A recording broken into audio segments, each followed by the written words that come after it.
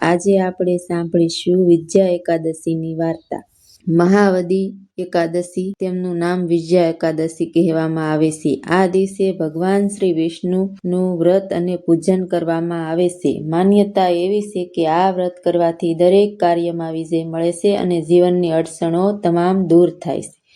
એક વખત ભગવાન શ્રી રામ માતા સીતાને મુક્ત કરાવવા લંકા તરફ પ્રયાણ કરવામાં તૈયાર થયા। સમુદ્ર પાર કરવામાં મોટો પ્રશ્ન હતો। શ્રી રામ, લક્ષ્મણ અને વાનર સેના ચિંતામાં પડ્યા હતા।